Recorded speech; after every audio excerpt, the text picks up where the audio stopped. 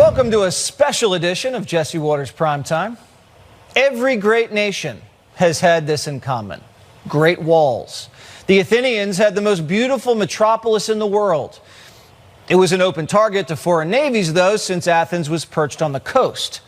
It was a wall that made the city impenetrable during their war with Sparta.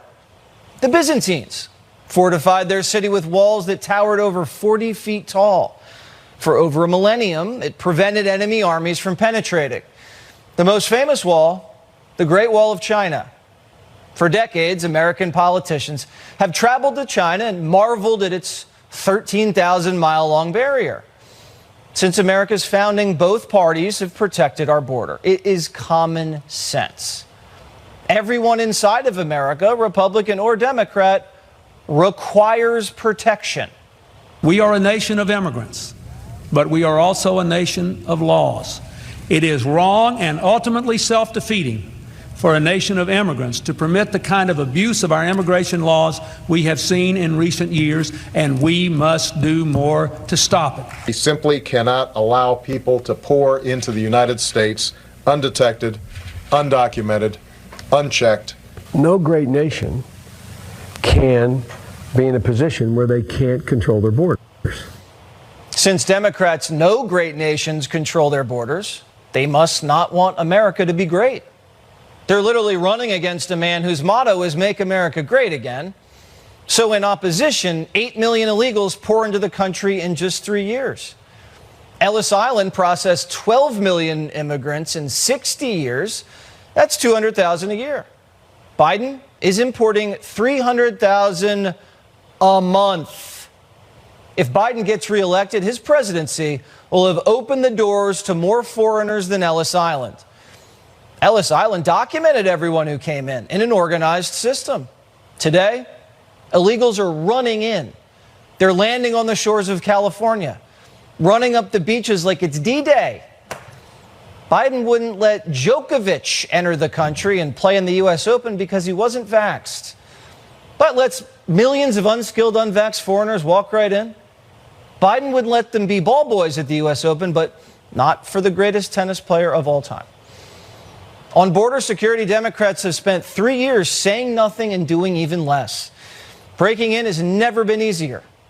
¿Cómo fue más fácil ahora que fue antes anteriormente? Sí, la verdad que sí. Sí, fue mucho más fácil que fue antes. Sí, sí. Sí, ¿por qué piensa que fue más fácil? Por el motivo de que, pues, ya estaba la aplicación y nos ayudaba bastante eso también a nosotros para poder llegar hasta este lugar de aquí. Y lo facilitaba, un poco lo facilitaba el poder entrar y buscar una manera de refugio aquí en Estados Unidos. But it's an election year, so Democrats want you to forget that they made an open table app for illegals to make reservations to break into the country. Forget about how they blew holes in the border wall for antelopes. And forget about how they lost track of 85,000 migrant children. The Democratic Party is now transitioning. The Democrats now identify as border hawks. Chuck Schumer's writing a border security bill in secret. No one's seen it, but if we know Chuck Schumer, it's amnesty. No wall, no deportations. It codifies current migrant flows. Why would Republicans be chumps and go for a weak bill when the dictator can fix it on day one? They don't want to solve this problem. They want to use it for political purposes. I think it is a disgrace what the Republican Party is doing, what Donald Trump is doing. And this is hidden in plain sight. He sent out a tweet or some truth, whatever, saying, kill it. And these guys are so weak. It's so pathetically weak, this Republican Party. So because Trump and Republicans aren't voting for Chuck Schumer's shamnesty, the media says they have blood on their hands. You've got Donald Trump saying, let fentanyl flood across the border and kill Americans over the next year. Let illegal immigrants keep flooding over the border. Let's not have a solution. I mean, this whole Donald Trump idea that keeping the border open is a winner for Republicans strikes the Wall Street Journal and most sane Americans is just just crazy. So Trump cut illegal immigration in half in 4 years. But Biden walks into office and hacks his policies up with executive orders on day one and sets all-time record highs for border crossings, fentanyl deaths, sex trafficking, and cartel revenue. And now you're telling me that's the guy that's going to fix it? Has OJ found the killers yet? I mean, come on. Biden-Harris broke the immigration system, want Republicans to sign off on leaving it broken, call it a solution, and then get credit for it? Our immigration system is broken, and it needs to be fixed. We have right now a proposal for $14 billion so that we can put more resources to address this very situation. And we hope and are really trying to compel, in particular, some of the Republicans in Congress to participate in the solution. But sadly, we want to fix it. They want to run on it. They want a political issue to run on in November. Republicans are participating in the solution by putting up razor wire. You're cutting it down, Kamala. The Supreme Court's ruling didn't say we had to take this down. It just said they could cut it. So they can cut it all they want. We're going to replace it. This is working. And in this park, there were thousands and thousands of people crossing every day. Thousands. I just checked. No one's crossed today. We got it covered. Mr. President, you say you want to secure the border. Texas has secured it. Leave it alone. The Texas governor is mobilizing the National Guard to do the job Joe Biden and Kamala Harris refused to do. And now the media is begging the White House to stop Republicans from securing the border. Listen. At what point does the president step in and say, enough of that, these are American soldiers, I am federalizing the National Guard and ordering them to let the Border Patrol do their jobs because they took an oath to the Constitution and I am their commander-in-chief? When does enough become enough? I'm just not going to get into speculations on any actions the president's going to take at this time. And I'm going to reiterate, is these Republican governors actually cared? First of all, why is the media begging to keep the border open when they know it's killing Biden's re-election chances? Second of all, Binder isn't going to get into speculations? Speculations? Third of all, is these Republican governors actually cared? Now I know why Binder keeps hanging around the White House. She's the only one who makes Biden appear articulate. And most Republicans do care.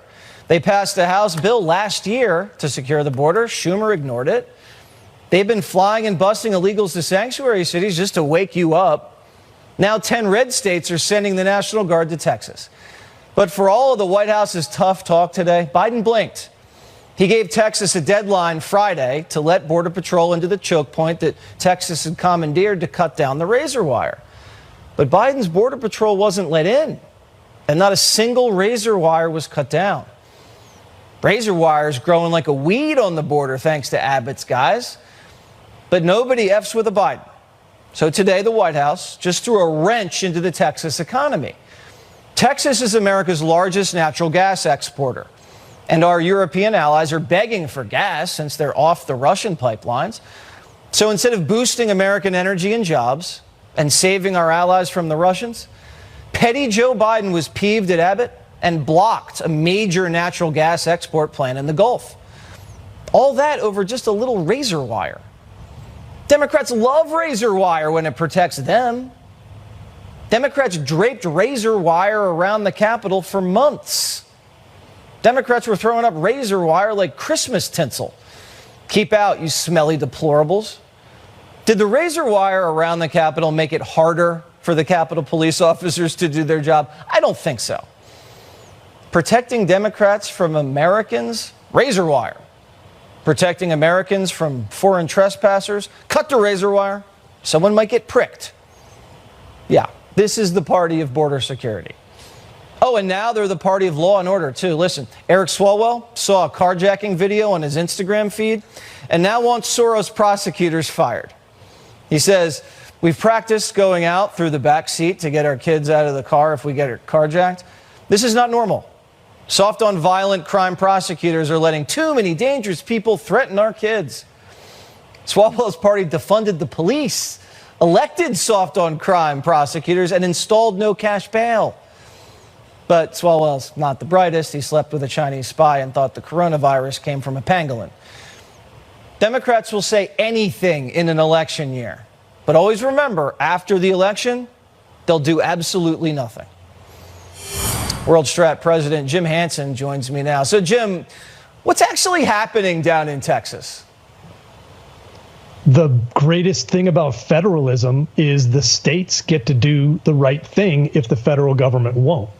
Now, nobody knows how this plays out when it gets Supreme Courted, but what it's played out in the court of public opinion is as one side wants to protect people from an illegal alien invasion, and the other wants to continue its open borders policy and doesn't care about all the damage that does.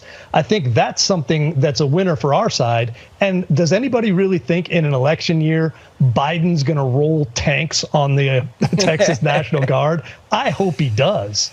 I mean, either way, his base is going to get angry. I mean, if he rolls tanks down there, the press is going to have his head.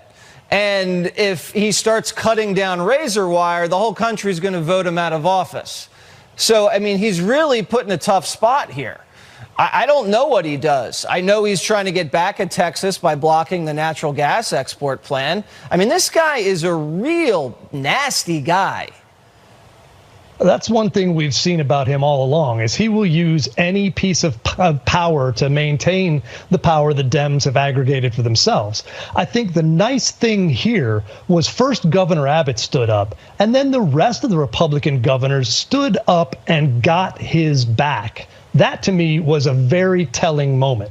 It said, we're not going to just allow the President of the United States to abdicate his authority and the oath he took to protect and defend the Constitution and let our citizens be put in jeopardy because he wants a new voter base. Ain't gonna happen. I loved seeing that. If Trump gets reelected and he starts locking down the border, do you think all of these Republican governors are going to run the other way?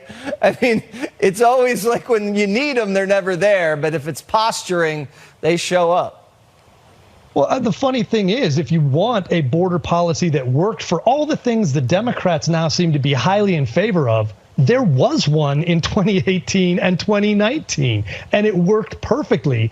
They don't actually want one. They want the appearance of one that still keeps the borders open. The things they put out so far would still allow 5,000 illegals a day to just run through. That's their cut down, which is 2 million a year. And they don't want it. They want to project their lack of interest in this and pretend it's the Republicans who don't want it. And I think people are a little too smart for that. Yeah, 2 million is not a solution.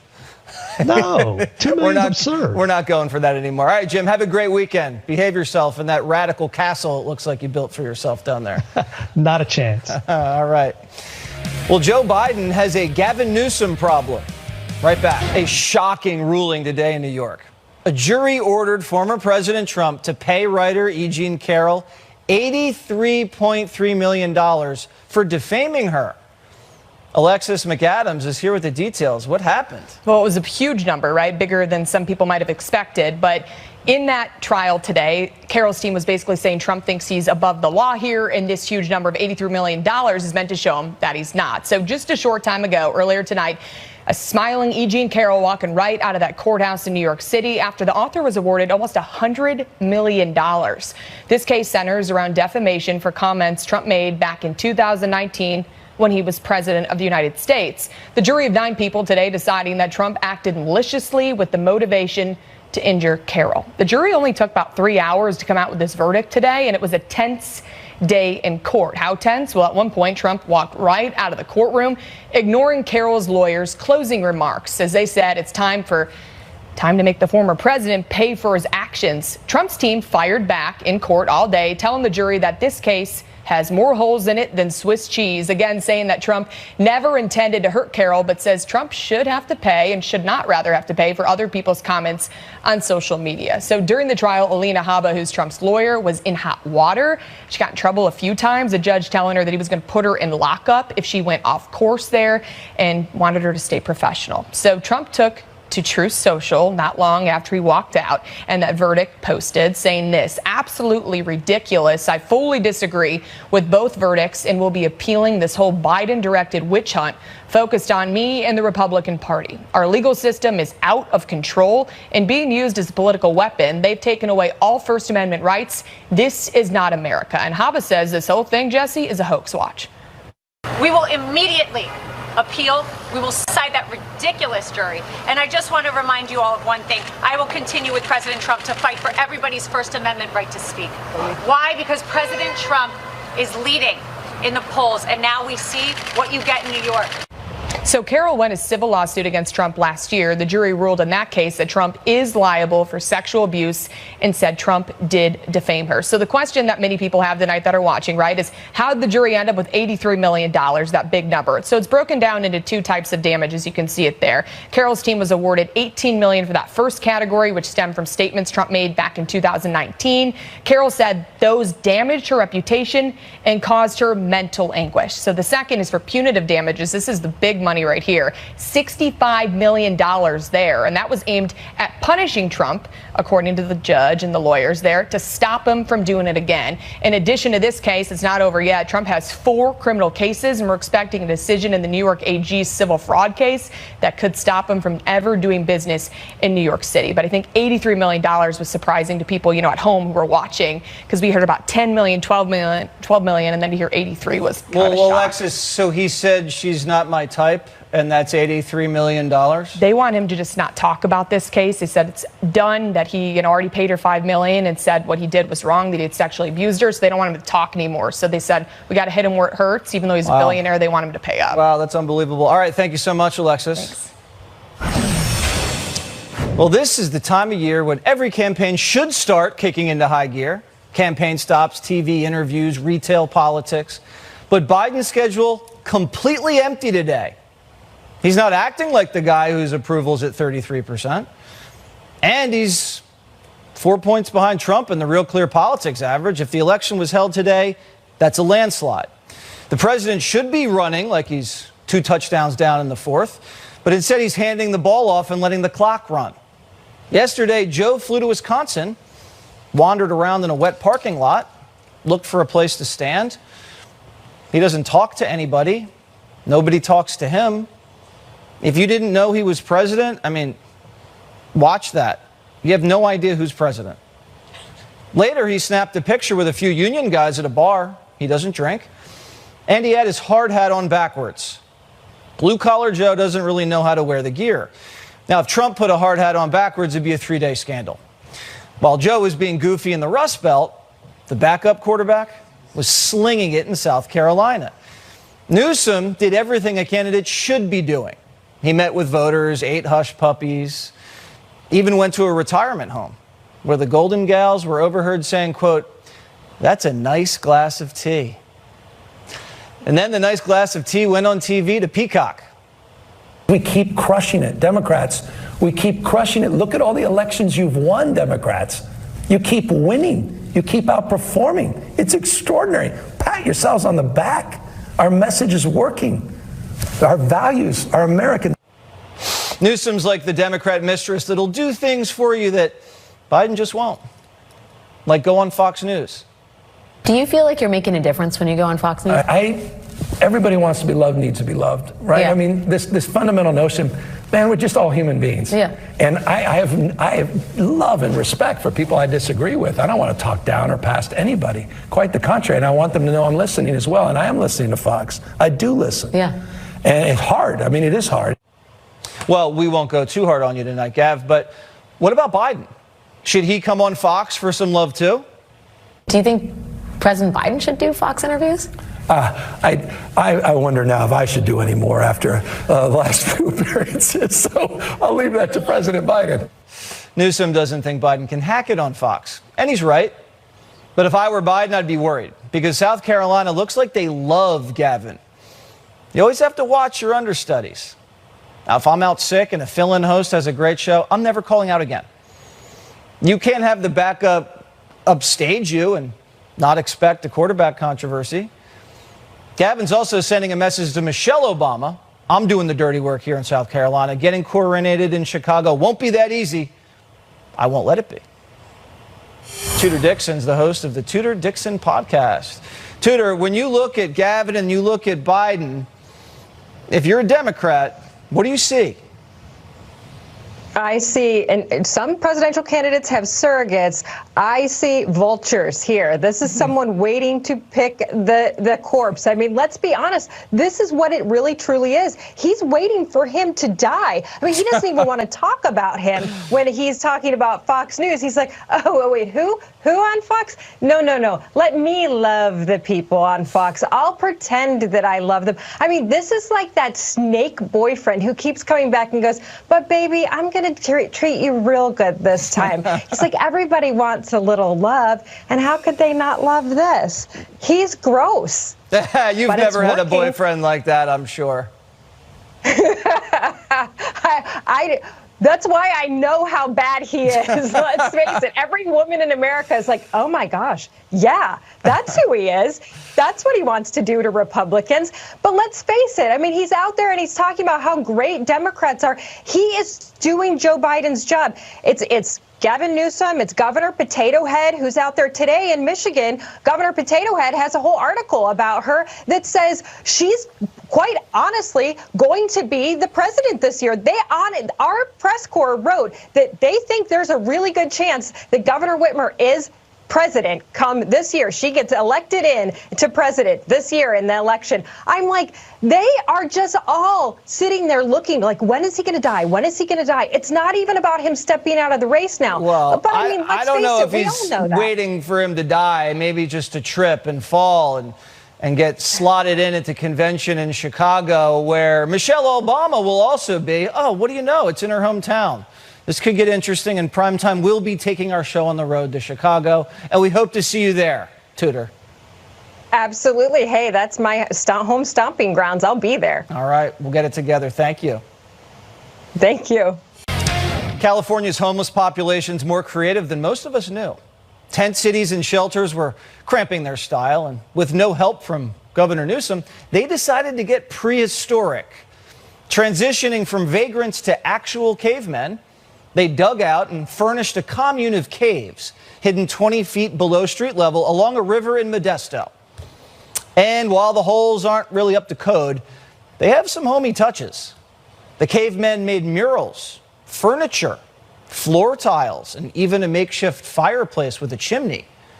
This is the embankment where those caves have been dug out, and this is one of those caves right here, easily big enough to fit a bed. Police found guns, drugs stashed in the compound, but I mean, that's to be expected.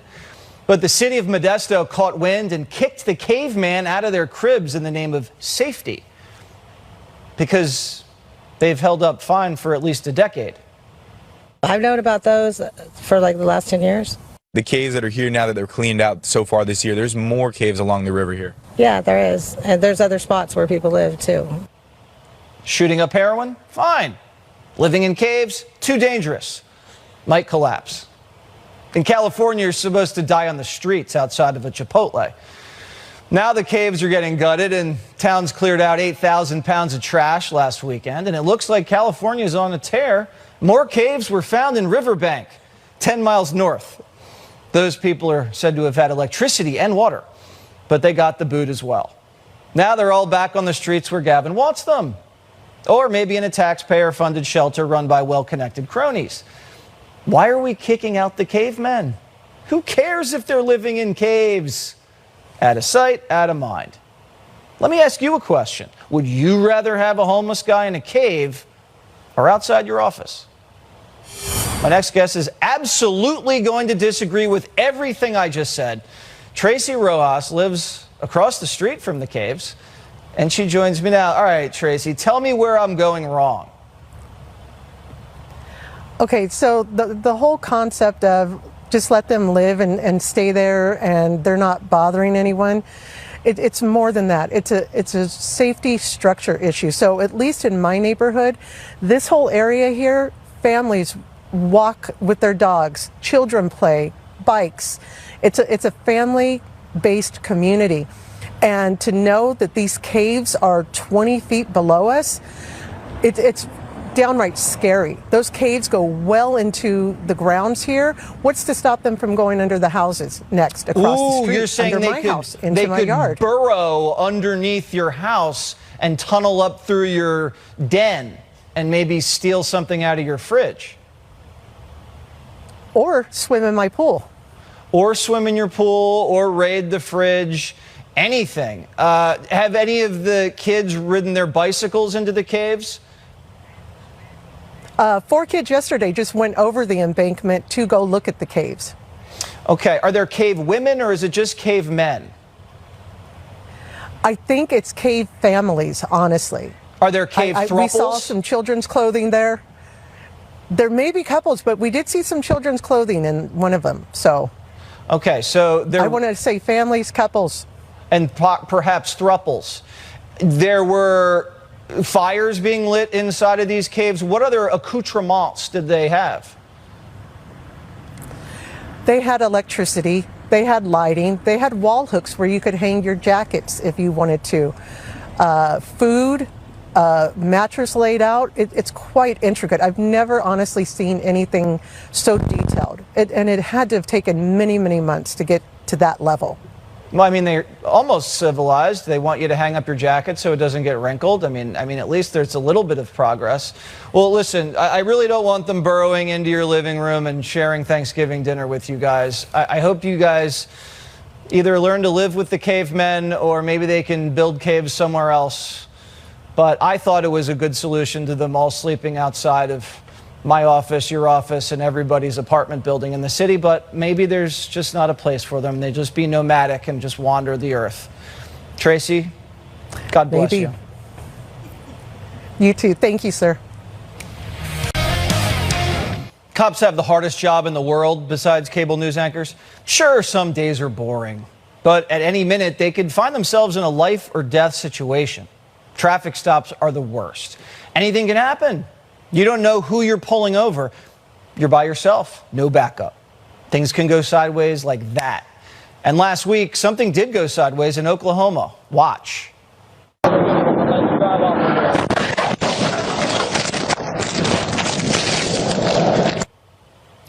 Incredible reaction from that state trooper. He goes flying and rolls like a ninja back into his feet without missing a beat.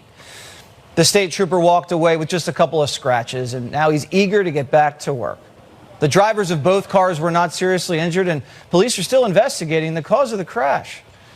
Now, Primetime's fascinated by relationship dynamics. We want to know what makes men and women tick.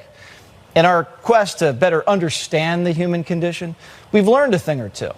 But mainly, the more people you add to a relationship, the trickier it gets. Alex, are you in a relationship with these two women, or are these two women in a relationship?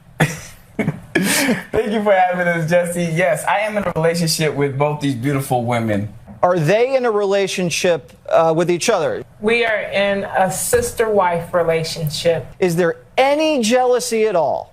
Put it out there on live television, just a smidge. Definitely. Jealousy is a human thing. It's what we do. That sounds complicated.